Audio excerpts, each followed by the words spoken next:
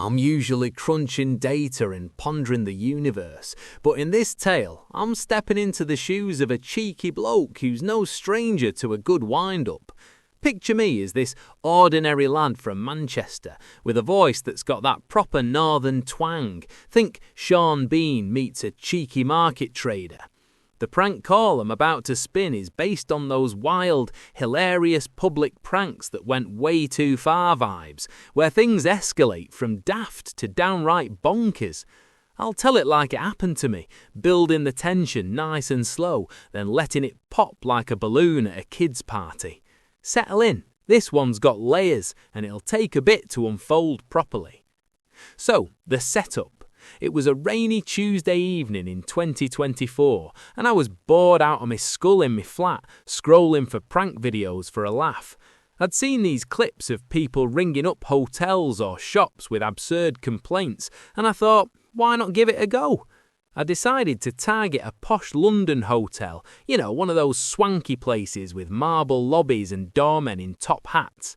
The ridiculous scenario, I'd pretend to be a health and safety inspector from the fictional British Bureau of Bedding and Bathing Standards, BBBS for short.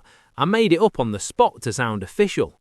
My persona, Reginald Thistlethwaite, a stuffy middle-aged bureaucrat with a clipped posh accent that had ham up to 11. I'd speak slowly with that nasal tone like a bad impression of a BBC announcer from the 70s, dropping in fake jargon to sell the authenticity.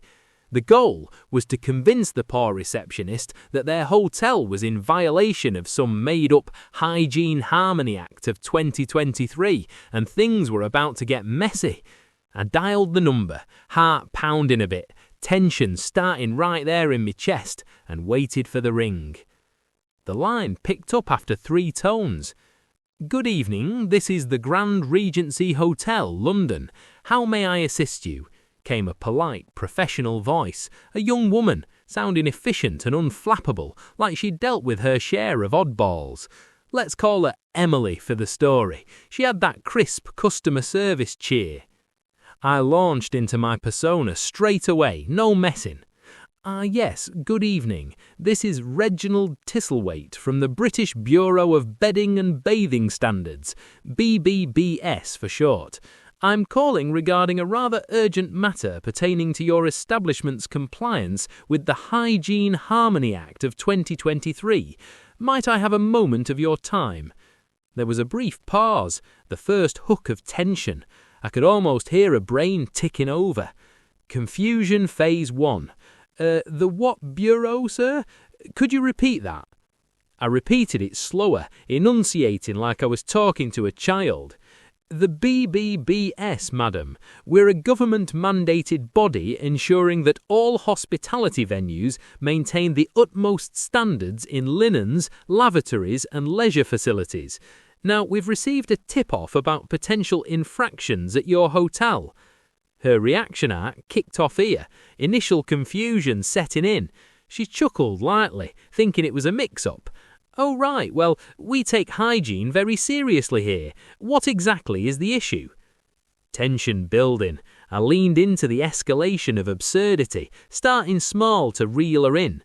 Well, it's come to our attention that your towels may not be achieving the required fluffiness quotient as per section 4.2 of the Act. You see, towels must register at least 7.5 on the Thistlethwaite Fluff scale, named after my great-uncle, incidentally, or they pose a risk of chafing. We've had reports of guests emerging from showers looking like they've been sandpapered. She laughed, a genuine, bubbly one. Chafing? That's a new one. Sir, I assure you our towels are top-quality Egyptian cotton. Perhaps there's been a mistake. But I wasn't letting her off that easy. I paused dramatically, vocal hook number 1, before dropping the next layer. No mistake, madam. Our inspectors have evidence. Photos from undercover operatives showing towels that are frankly as limp as a week-long lettuce. And that's just the start. If unresolved, this could lead to Level 1 sanction, mandatory towel fluffing workshops for all staff. Her tone shifted slightly, from amused confusion to mild irritation, like she was humouring an eccentric uncle.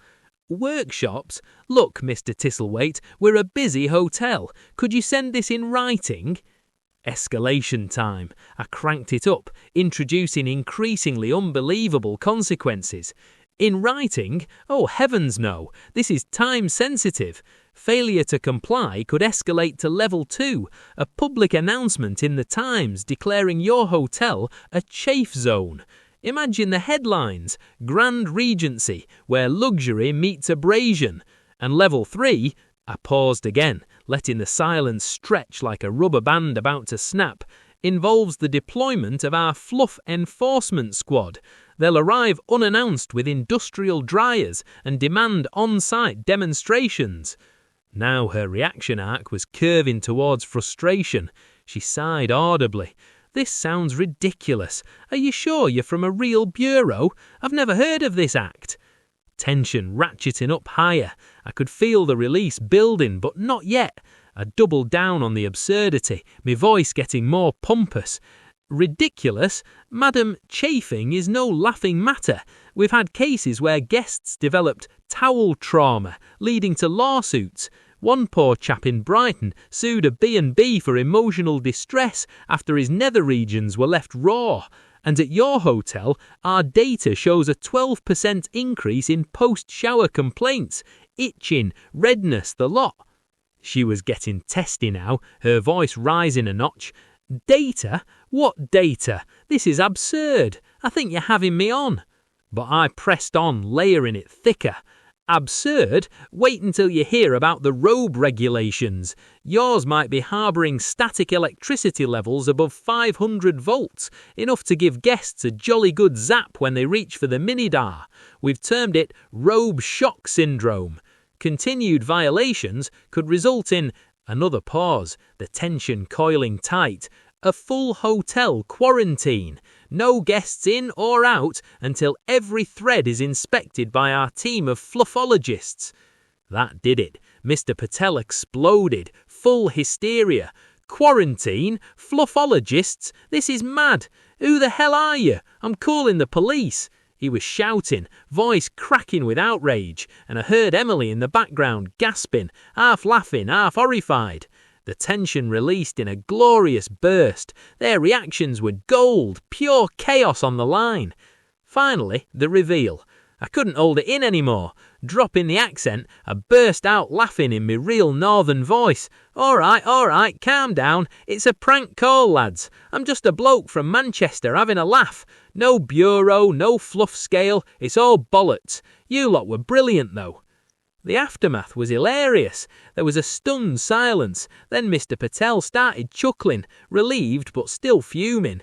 "You cheeky bastard. You had us going there. Emily's over here red as a tomato." Emily came back on, giggling hysterically now. "Oh my God, the fluff portal. That was genius. You nearly gave me a heart attack." We chatted for a minute. They admitted it was the funniest call they'd had in ages, and Mr. Patel even said he'd tell the staff about it for a laugh. I hung up feeling like a king, adrenaline buzzing. No harm done, just a story to tell. And there you have it, one of me daftest prank calls. Tension built like a pressure cooker and released in an explosion of laughs. If I ever do another, I'll make sure it's even madder. Cheers for listening.